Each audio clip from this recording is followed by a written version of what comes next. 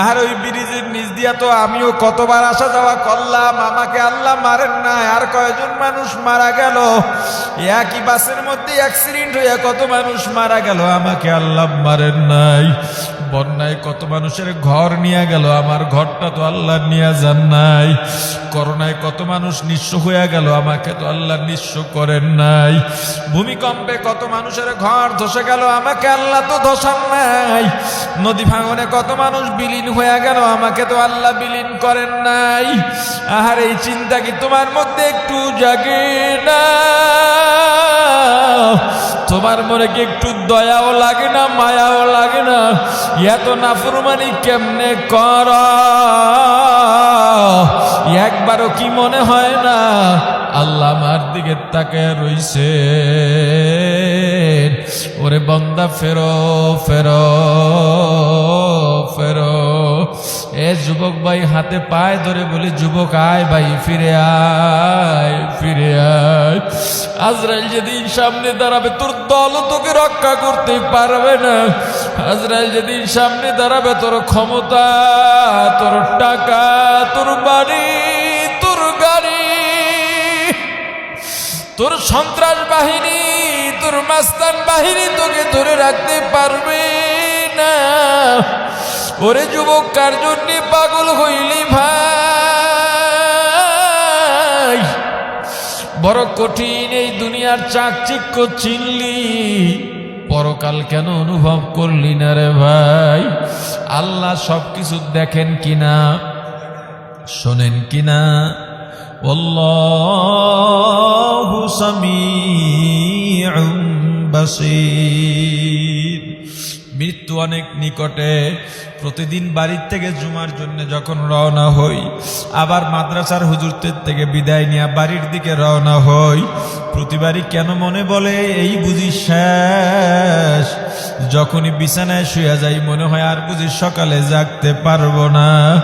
ওরে মুসলমান, কোন দিন জানি দুনিয়া ছেড়ে চলে যাব, কোন দিন জানি দুনিয়ার থেকে চির বিদায় নিয়ে চলে যাব। আগেই বলে রাখি, যদি আপনাদের থেকে বিদায় নিয়ে চলে যাই, এমন কোনো আমল করতে পারি নাই যার দ্বারা নাজাত পাওয়া যাবে। আপনাদের কাছে আকুল আবেদন, একটু মনে প্রাণে দোয়া চাই। যে আমল করছি তার দ্বারা নাজাত পাওয়া সম্ভব নয়, বরং পক্ষান্তরে যে গুনাহ করছি জাহান্নাম ছাড়া উপায় নাই। আপনাদের কাছে দোয়া চাই, প্রত্যেক দোয়া একটু শরীক রাখবেন। আপনাদের ভাই দুনিয়া থেকে চলে গেলে একটু দোয়া করবেন, আল্লাহ যেন আপনাদের দোয়ার উসিলায় পরকালের জাহান্নাম থেকে মুক্তি দিয়ে দেন।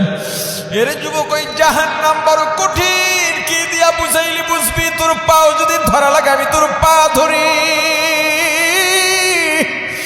তবুও গুনার কাছে যাইস না। আল্লাহ কিন্তু সব দেখেন। মাস্তানি যারা করিস, অন্যের হক নষ্ট করিস, ক্ষমতার দাপট দেখাইয়া, টাকা পয়সার দাপট দেখাইয়া, দলের দাপট দেখাইয়া, যৌবনের দাপট দেখাইয়া, নিজের বংশের দাপট দেখায় যে অত্যাচার অবিচার করিস রে যুবক, বাইরে তোর হাতে পায়ে ধরে বলে এগুলো করিস না, করিস না, করিস না। মৃত্যু যেহেতু সত্য, পরকাল যেহেতু সত্য, ওরে যুবক, স্থায়ী যেহেতু থাকতে পারবি না, আল্লাহ যে আছেন অনুভব কর। আম্মান খাফা মাকামা রাব্বি, আল্লাহর উপস্থিতিকে ভয় কর। দুনিয়ায় যখনই গুনাহ করতে যাইবা, গুনার আগে চিন্তা করো আল্লাহ দেখতেছেন। দুনিয়ার কেউ সাক্ষী নেই, কে সাক্ষী থাকবেন? কিয়ামতের ময়দানে চাপা দিয়া চলবা, হবে না, হবে না। আল্লাহ চাপাটা বন্ধ করে দেবেন। আল ইয়াউমা নাখতিমু আলা আফওয়াহিহিম ওয়া তুকাল্লিমুনা আইদিহিম ওয়া তাশহাদু আরজুলুহুম বিমা কানু ইয়াকসিবুন। ওরে বান্দা জবানটা সেদিন বন্ধ হয়ে যাবে, আল্লাহ জবানে মোহর মেরে দেবেন। জবান দিয়া চাইলেও চাপাবাজি করতে পারবা না। হাত কথা বলবে, পা সাক্ষ্য দিবে, অঙ্গ প্রত্যঙ্গ কথা বলতে থাকবে। মিথ্যা বলারও সুযোগ থাকবে না, পালাবারও সুযোগ থাকবে না, ভেগে যাওয়ারও সুযোগ থাকবে না। অতএব তুমি সেদিন বলবা, ওরে হাত, আমি তো তোকে সাবান দিয়া কত পরিপাটি করলাম, তোকে আমি কত সুন্দরভাবে সাজাইলাম। ওরে চোখ, তোকে আমি কত সুন্দর করে যত্ন করলাম, ডাক্তার দেখাইলাম। ওরে পা, তোকে আমি কত ট্রিটমেন্ট করে ঠিক রাখলাম। আরে আজকে আমার বিরুদ্ধে গেলি, যতই যুক্তি দাঁড় করাও কোনো উপায় থাকবে না। ওরে আল্লাহর গোলাম, জান্নাত যদি পাইতে চাই, জান্নাতের জন্য আমার আল্লাহ দুইটা গুণ বর্ণনা করেছেন। দুইটা গুণের এক নাম্বার গুণ, আম্মা মান খাফা মাকামা রাব্বি, আল্লাহর উপস্থিতিকে ভয় করে গুনাহ থেকে ফিরে থাকা, সেটা দুনিয়া হোক পরকালের আল্লাহর কাঠগড়ায় উপস্থিত হওয়া হোক।